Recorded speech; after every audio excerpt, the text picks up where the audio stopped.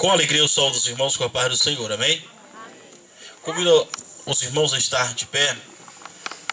Nesse momento nós vamos estar orando. O propósito dessa oração é que Deus venha usar o seu servo esta noite. Convido o irmão a vir aqui à frente. Glória a Deus, vamos orar junto. Santo Deus de Israel, nós te louvamos, nós te agradecemos por tudo. Queremos te louvar, Senhor Deus, pelo Senhor ter dado vitória à tua igreja. E estamos aqui na Quinta Cruzada, onde o teu servo estará transmitindo a tua palavra. Usa ele nesta noite, Senhor Deus, para falar o coração deste povo que está aqui para ouvir a tua palavra.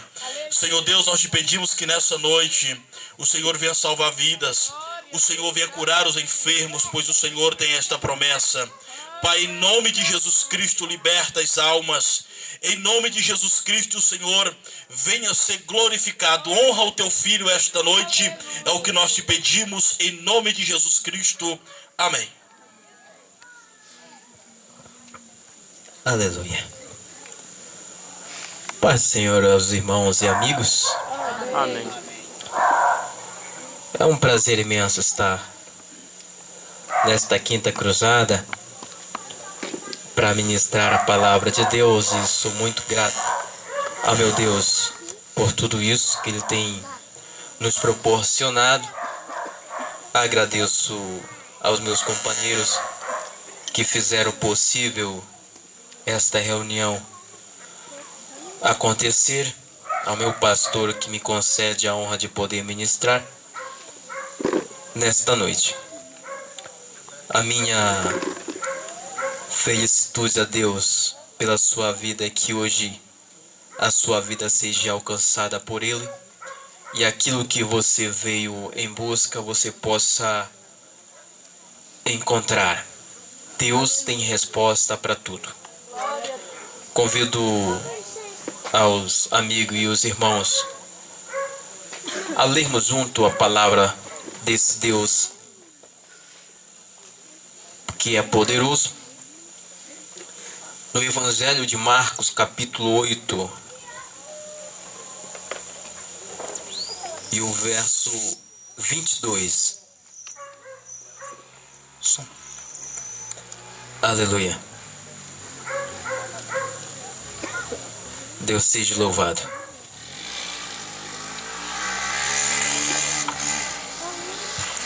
Glória a Deus. Os irmãos se encontraram? Diz assim a palavra de nosso Deus: E chegou a Betsaida, e trouxeram-lhe um cego, e rogaram-lhe que lhe tocasse. E tomando o cego pela mão, levou-o para fora da aldeia, e cuspindo-lhe nos olhos, e impondo-lhe as mãos, perguntou-lhe se via alguma coisa. Levantando ele os olhos, disse: Vejo homens, pois o vejo como árvores que andam. Depois tornou pôr-lhe as mãos nos olhos, e ele, olhando firmemente, ficou restabelecido, e já via ao longe e distintamente a todos. E mandou-o para sua casa, dizendo: Não entres na aldeia. Aleluia. Os amigos podem tomar assentos, os irmãos, os que puderem. Os que não puderem, me acompanhem aí em pé mesmo, né? Que é para mim não ficar em pé sozinho. Aleluia. Por dias eu li esse texto, e há anos que eu leio e medito nele. Já preguei umas 2 ou 3 vezes em cima deste texto. E só esta semana que consegui enxergar algo que anteriormente eu não conseguia enxergar. A história deste moço se compara a muitas histórias de pessoas que aqui se encontram, de pessoas Brasil afora, mundo afora. E ao contrário do que eu imaginava, esse moço aqui, ele não nasceu cego.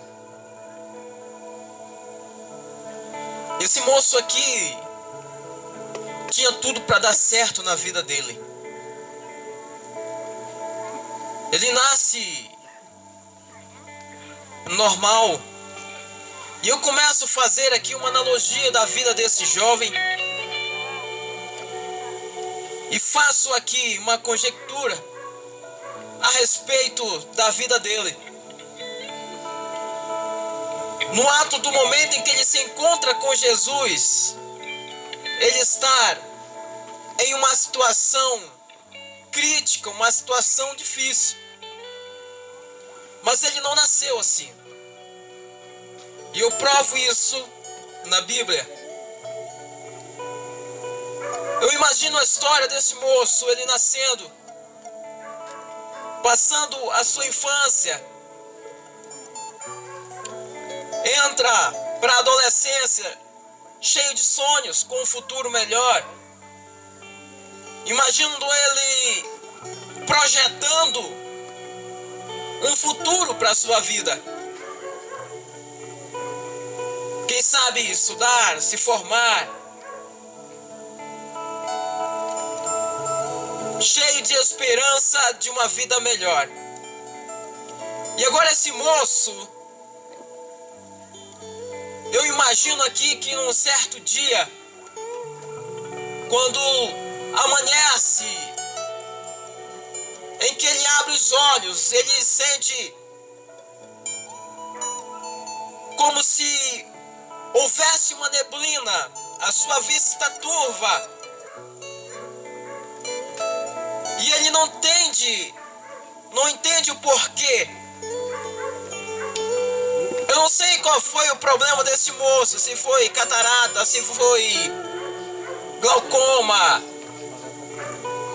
se foi carne crescida e coisas semelhantes a estas. Tantos problemas de visão. Mas esse moço, ele começa a perder a visão. Ser cego é difícil. Mas imagine você enxergar e perder a visão. Porque quando se nasce cego, se aprende desde novo, se adaptar à situação em que ele nasceu. Mas esse moço aqui, ele não nasceu cego. Ele vai perdendo a sua visão. Eu estive há uns 5 anos atrás no Hospital Sara, em São Luís, e conheci um moço que ele tinha uma doença degenerativa e ele perdia ao pouco a sua visão, e ele estava ali treinando para ficar cego. Ele vendava os seus olhos, tentava ler texto em braille, tentava fazer atividades, e isso lhe era muito difícil. E eu vi a tristeza daquele moço, sabendo que um dia ia ficar cego. E os seus sonhos agora começam a desabar, desmoronar. E eu, conhecendo esse rapaz, imaginei o sofrimento desse rapaz aqui na Bíblia. Se hoje é difícil ser cego, aonde você tem uma para do INSS, tem alguns privilégios em fila de banco, hospital e vários outros amparos que o governo oferece para um portador de necessidades. Mas nesse tempo aqui não existia o salário mínimo do INSS, a aposentadoria por invalidez, não existia. E naquela época ninguém lhe ajudava a atravessar a rua quando o semáforo estava aberto. Quando alguém era cometido de uma enfermidade, as pessoas perguntavam-lhe qual foi o pecado que esse cometeu, era tido como pecador. E por isso ele era posto à margem da sociedade. E só havia então algo a fazer: sobreviver de pedir esmola. E esse moço agora começa a perder a sua visão. E aquele sonho que ele projeta para a sua vida agora começa a desmoronar. E aos poucos a tristeza vai invadindo a sua alma. E os sonhos de um dia melhorar de vida, de estudar, de fazer algo para si, para mudar a sua vida, agora começa a perder sentido. Quem sabe esse moço, numa certa manhã, ele abre os olhos e ele não consegue mais enxergar nada. Você imagine um moço cheio de sonhos, em ter a oportunidade de namorar uma moça, em ter a oportunidade de noivar, de poder casar e construir uma família. Até isso dele foi tirado, porque neste período aqui, nenhuma moça, nenhum pai permitiria que a sua filha namorasse com um ceguinho pecador. E mesmo que ele pudesse arranjar aqui uma pretendente, não poderia ele escolher a aparência, porque foi-lhe tirado a visão. E por isso a vida deste moço aqui nesse período está destruída. Os seus pais, quem sabe de uma família pobre em Israel, não tendo condições de pagar médicos, e mesmo que pudesse, a medicina rudimentar da época não lhe oferecia os aparatos que tem hoje, que nos Estados Unidos já se fabricam córneas. Mas nessa época a medicina é rudimentar e de alto custo. E eles não têm condição de lhe bancar o tratamento.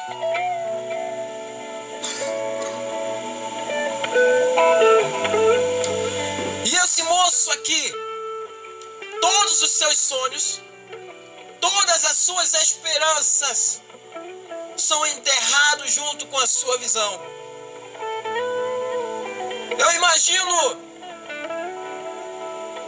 ele sentado a um banco, ou mesmo no chão, pedindo esmola. O moço que sonhou ter um futuro melhor. Esse moço que sonhou dar um futuro melhor para si, para os seus pais, construir uma família, agora pedindo esmolas para sobreviver. Os nossos sonhos, queridos, a nossa história não se difere da história desses jovens. Quantas pessoas estão aqui nesta noite que sonharam com uma vida e que estão vivendo uma outra realidade? Sonhou com um casamento perfeito, sonhou com um futuro perfeito, com um emprego perfeito, e algumas peripécias da vida lhe tiraram esse direito, e você vive uma vida que você não sonhou e que você não buscou para você. E eu sei disso, porque eu também vivi esta realidade. Eu também vivi situações parecidas com essa. Ninguém está a escape nesta vida de passar por situações difíceis. E agora este moço aqui, os sonhos deles são roubados. Eu imagino esse rapaz aqui, que sonhava com um casamento, com uma família, com um futuro melhor, tentar se aproximar de uma moça e ela dizer: sai daqui, ceguinho. Ou ele querer andar com os amigos como ele andava antigamente, e o excluírem das brincadeiras. não sair mais para passear, não sair mais com os amigos. Todo o prazer da vida lhe é tirado neste momento. E o que lhe resta é dor e sofrimento e uma tristeza profunda, lamentar pela vida. Lhe é posto um fardo para carregar pesado, a ponto de muitos, falando para nós, tentarem tirar as suas vidas. Porque a decepção da vida lhe fez a vida perder o valor e o sentido. Mas a história deste moço não termina desta forma. A história deste moço não termina ele se suicidando, ou ele vivendo uma vida humilhada até morrer. O fardo pesado que esse moço carregava. Passou um carpinteiro com o nome de Jesus, filho de Maria. E o anúncio dele está lá em Mateus 11, o verso 30, aonde ele diz que o meu jugo é suave e meu fardo é leve. No verso 28, ele diz: vinde a mim os cansados, os oprimidos, os sofredores, então eu vos trarei alívio. E este moço ouve falar estas palavras deste homem que passa anunciando uma esperança a quem perdeu todas elas, aquele que tem capacidade de ressuscitar sonhos, de devolver alegria. E esse moço aqui, fazendo eu uma analogia, ele pede para 4 pessoas caridosas, pessoas de bem, que lhe conduzem à presença desse homem que está anunciando tais palavras. E por onde Jesus passava, uma grande multidão o seguia. Só na multiplicação dos pães e peixes no deserto, era 5.000 homens, fora mulheres e crianças. Um cego era de grande dificuldade para acompanhar Jesus. E ele precisava do auxílio de alguém para chegar à presença do Mestre. E aqueles homens, creio eu que foi Deus que tocou no coração deles, começa a ir atrás de Jesus. Mas para vencer uma multidão de 5.000 pessoas não é fácil. Vai um cego no meio da multidão, perdido, e alguém tentando guiar ele. Ou imagina alguém interrompendo e dizer para ele: que foi, cego? Você não pode estar aqui nesse meio. O que você quer é uma esmola? Tá aqui uma esmola. E dava esmola àquele cego, e ele não queria esmola, porque ele queria algo maior. E o que Deus dá não é esmola.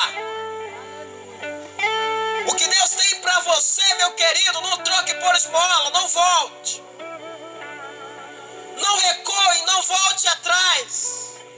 Mesmo que alguém nesta trajetória lhe ofereça esmola para você voltar, continue e vá em frente. Tenha esse encontro com Jesus, porque vai valer a pena. E a multidão o apertava e não queria permitir que ele chegasse até Jesus. Mas escute, quando você lutar para ir até a presença de Jesus, vai ser grande a multidão dos problemas, dos pensamentos, que vai dizer para você voltar, lhe oferecer migalhas que é este mundo. lhe oferecer a esmola que este mundo te oferece para que você não vá até a presença de Jesus. Mas sabe, este homem, ele não deu ouvido para o que falaram, para as humilhações que eles sofreram, para as humilhações que ele passou por ter perdido seu sonho, por ter perdido a sua esperança. Aleluia.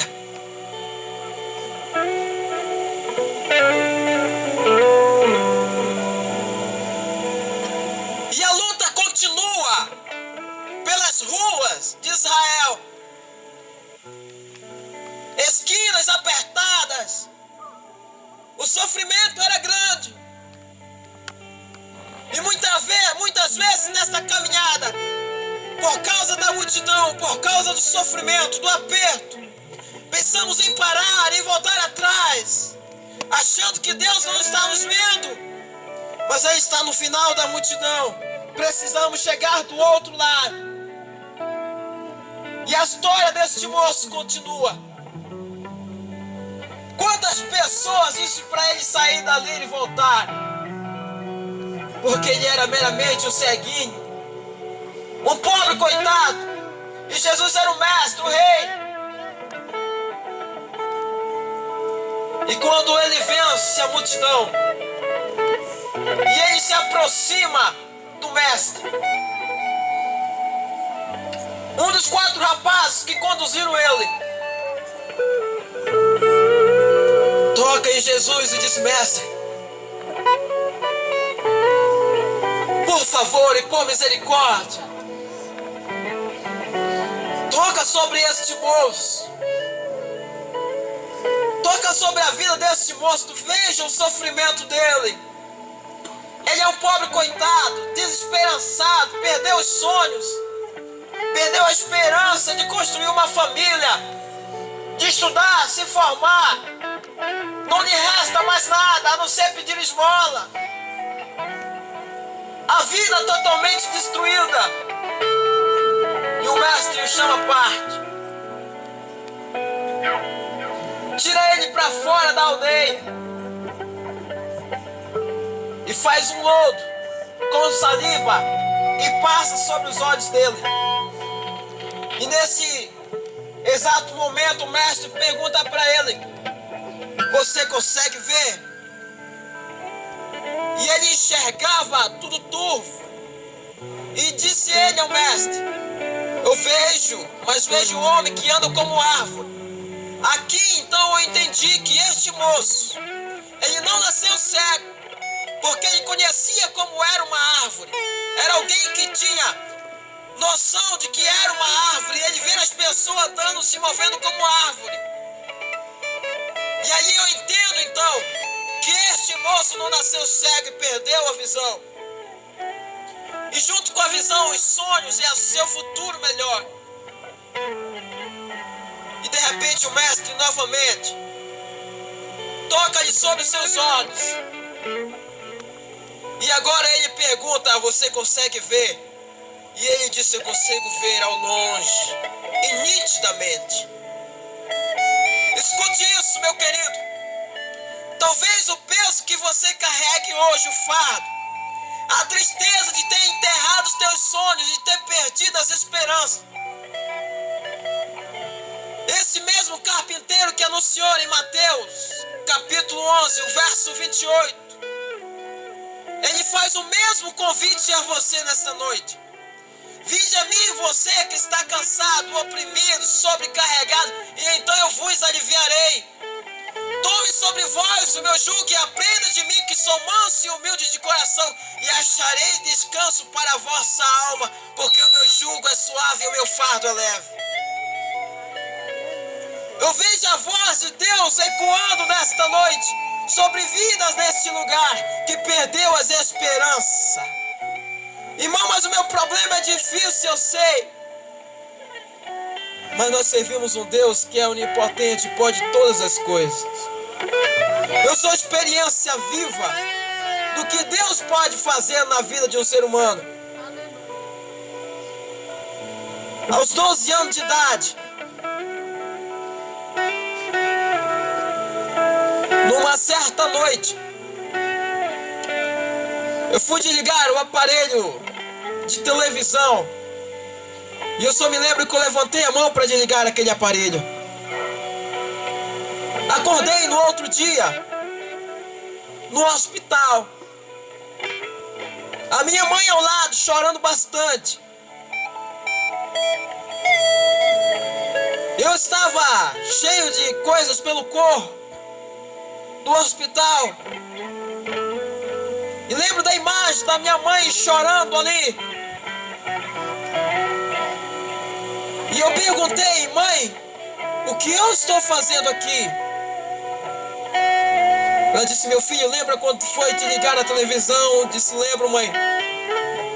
É só até onde eu lembro, mãe.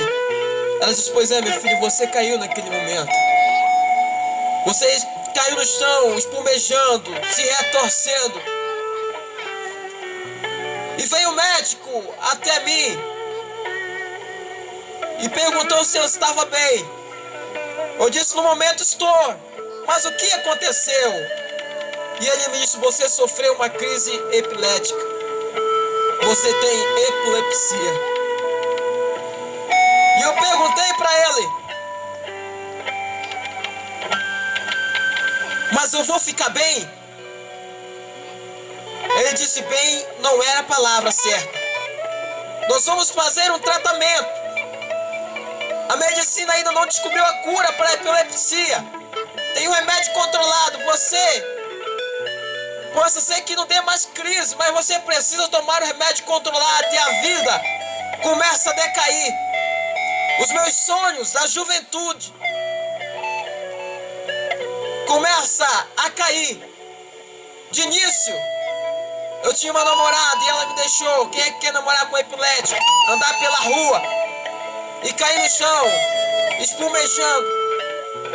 Tinha um emprego, perdi o emprego. Os meus amigos não queriam mais ser os meus amigos. Chegava na sala de aula, a cadeira que eu sentava, ficava uma cadeira na frente vazia, outra atrás, outra do lado e outra do outro. Ninguém quer sentar no lado do epilético. Um dia, pedi uma caneta emprestada a um amigo meu. Entre aspas, amigo. A minha caneta tinha falhado e eu pedi uma para ele. E ele, entre muitas canetas, escolheu uma mais velhinha, que estava vazando já. Pegou na ponta da caneta e me ofereceu a outra ponta. E quando eu peguei, ele soltou rapidamente a caneta. E no final da aula, eu devolvi a caneta para ele e ele recolheu a mão e disse: não precisa não. As pessoas têm nojo do epilético. O preconceito, a epilepsia, ela não é contagiosa. E eu provo na Bíblia que ela é uma possessão demoníaca. Naquele dia eu fui para casa. O meu pai era vigilante. Tinha uma arma em casa. Eu carreguei aquela arma. Nós temos uma propriedade no Pará que ela é muito grande. E eu fui lá pro final da propriedade, próximo à gruta, e engatilhei aquela arma e pus sobre a minha cabeça. E as minhas palavras com Deus, disse: Deus, os crentes falam que Tu és um Deus poderoso e que Tu és um Deus de amor, e eu não acredito. Porque entre 6 bilhões de pessoas do mundo, o Senhor escolheu a mim para carregar esse fardo. E eu digo isso porque eu vi palavras de pessoas que diziam para mim: é assim mesmo, foi o fardo que Deus lhe deu para carregar.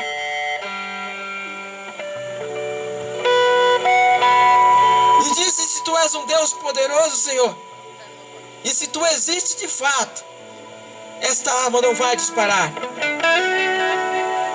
Levantei o braço com a arma apontada para minha cabeça e apertei o gatilho. E a arma não disparou.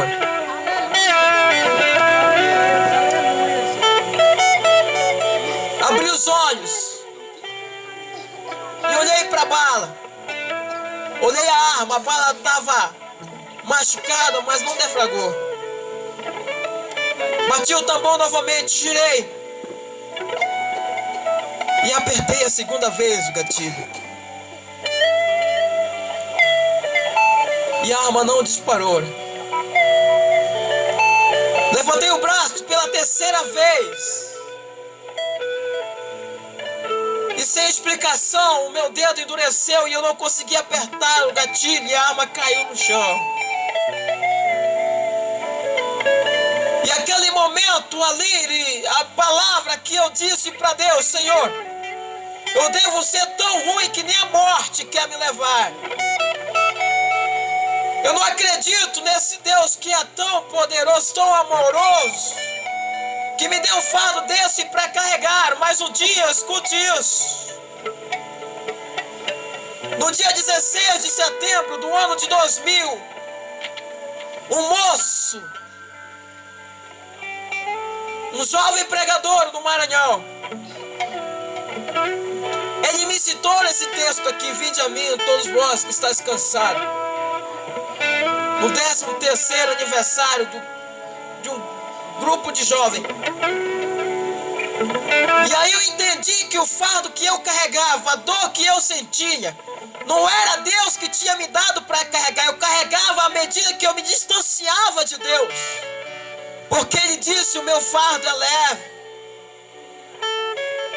Ele não quer um fardo pesado para você carregar. Ele não quer esta vida que você leva. Deus quer mudar a sua história, como Ele mudou daquele moço. Escute, quando esse moço é curado, Jesus disse para ele: olha, vai e volta para a tua família. Até a família dele ele tinha perdido, mas agora com o encontro dele com Jesus, a família lhe é restituída. Os sonhos lhe são devolvidos. Agora ele pode sonhar com o futuro. Uma nova vida, uma nova história começa na vida desse moço. E ninguém mais vai lhe chamar de ceguinho. Ninguém mais vai lhe ofertar esmola. Sabe por quê? Porque o que Deus deu para ele é muito mais do que as esmola. É o que Deus quer dar para você nesta noite.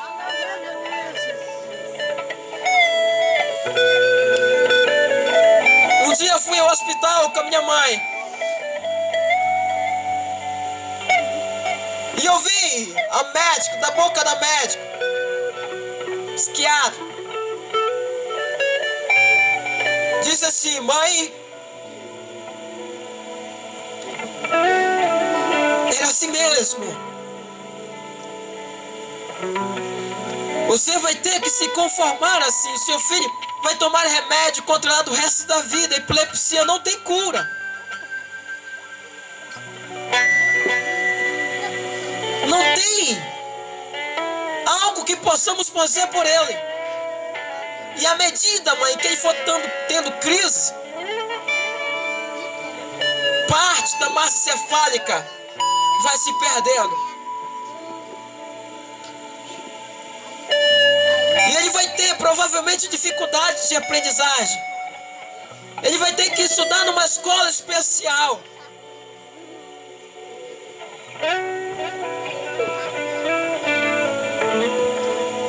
E eu ouvi aquelas palavras. A dor foi tremenda. Voltei para casa naquela manhã e fui numa carroça que tinha em casa, tinha umas cordas. E procurei uma árvore e amarrei aquela corda ali. Uma ponta amarrei num galho e a outra ponta amarrei no meu pescoço. Eu fechei os olhos e disse: Deus, tu não existe. E me lancei daquela árvore. Eu não sei o que aconteceu, mas eu passei direto até o chão. A corda se rompeu e a única coisa que me restou foi os hematomas no pescoço. e disse para Deus: Deus, me deixa morrer. Mas lendo a Bíblia, eu encontro um texto que ele diz que ele veio para dar vida, e vida em abundância e não morte.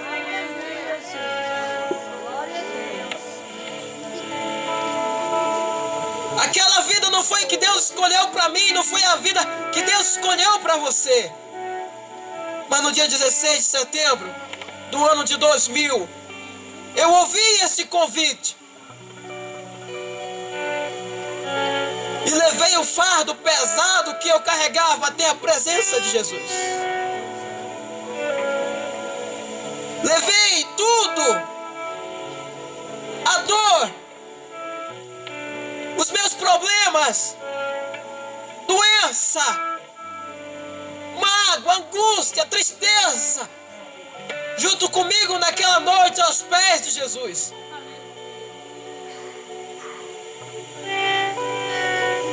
E uma semana depois eu voltei ao hospital.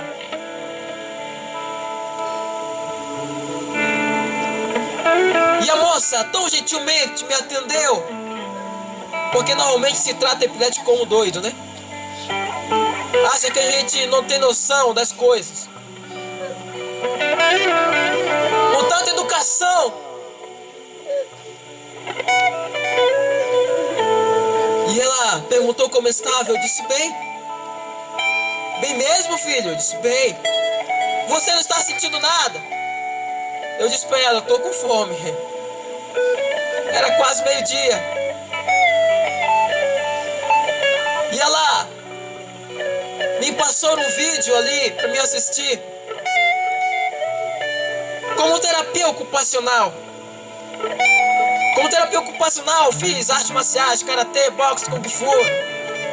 Minha vida virou de cabeça para baixo. E quando ela pegou o receituário e passou ali Gardenal, Fenobarbital, Adol, Aldene, remédio tarja preta, remédio de doido mesmo, e me deu uma sacola de remédio, que aquilo seria para um mês. E eu olhei para ela e disse: eu não vou precisar mais disso. Ela disse: olha, filho, eu acabei de lhe mostrar aqui um vídeo, e a sua vida, aleluia, depende deles. E mesmo eu tomando remédio, eu ainda tinha crises, muitas vezes. E aquela moça disse: eu não posso deixar de lhe dar esse remédio. Eu disse: eu não vou tomar mais. E como era maior de idade, ela me fez, escute isso, começou em seus 12 anos. Aos 19 para os 20 anos, foi que eu aceitei Jesus. E agora, ela pegou aquela sacola de remédio e me deu. Disse: olha, não vou me responsabilizar pela sua morte. Eu disse: mas eu não vou tomar. Ela disse: por que você não vai tomar? Eu disse: porque encontrei a cura para a epilepsia. Oh, glória a Deus.